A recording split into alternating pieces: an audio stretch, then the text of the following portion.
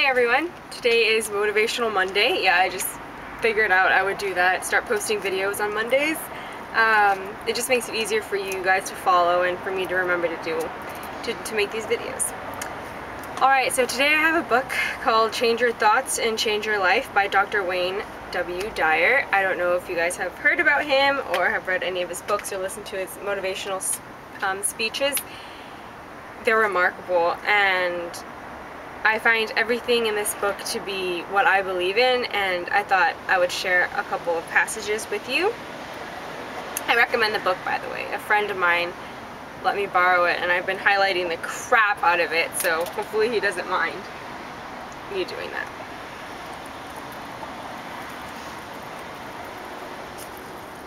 Alright. So, two quotes that I want to share. One, it's bring happiness to every encounter in life, instead of expecting external events to produce joy. Now, what that means, in my mind, is instead of always looking forward and anticipation of something to make your day or to make you proud or to make you smile, then sometimes that sets you up for, never being happy. If we concentrate on every encounter in life that we reach, it being, a memorable moment, then that's how we can be happy.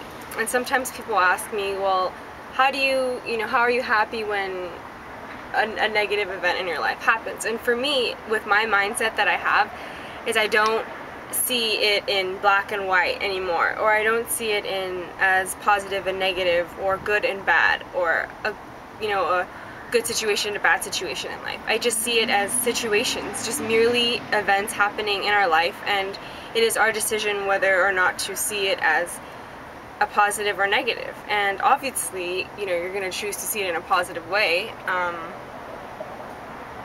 I just feel that it makes it easier. I mean, if something something tragic did happen in your life, of course you're going to mourn, and of course you're going to grieve, but there's always the other side to it. And, taking it on a lighter note, just with everyday life and insecurities and, things that we don't like about ourselves or our appearance, we can change that by realizing that how we see it may not be how everyone else sees it, and I feel that a lot of people have been emailing me, on questions on how you deal with, how you look. And to me, it's you get one body, you get one mind and one soul for your life. Why are we going to stress over how it doesn't look? It's how it looks, and we should embrace it. And no matter if, it's not standard to society or our culture, we should still embrace it. I mean, who defined happiness to be a number? Who defined attractiveness to be a size and a shape and a color? It doesn't make any sense to me. It's all in our minds, and once we decide to change ourselves, we'll start to see a larger change with society. Second quote, when action is pure and selfish, that's the exact opposite. Hold on. When action is pure and selfless, everything settles into its own perfect place. When action is pure and selfless, everything settles into its own perfect place. So as long as you're, being you and doing what you do, working hard, everything else will settle into place. And this has been the hardest thing for me to conquer. It's just the difference, the line between being lazy and being lazy and just sitting back, or versus like trying so hard and always trying to plan things and make things happen the way I want them to. Those two have been always what I've been trying to work on, and this book has really helped me with that. And that it's not about being lazy, it's just trusting. It's trusting in the power of the universe, that it will settle out and it will be okay. And everyone's like, oh yeah, it'll be okay, it'll pass, and you're sitting here like, what? No, it's not gonna pass. Like, I do not want this in my life, or I don't want to be thinking this, or I can't, ever see my life without this, or blah blah blah. And it's it's hard to actually put it into action, but the more we think about it this way, the easier it will be to put into action. Do you know? It's a process and it's a work in progress, just like with anything else. To see change, you have to be a change, and to see progress, you have to do something that you've never done before. You can't keep doing the same thing. You can't keep thinking the same thing, whether positive or negatively, if you want to see change. That's just not going to happen. You have to be uncomfortable in some situations to see change.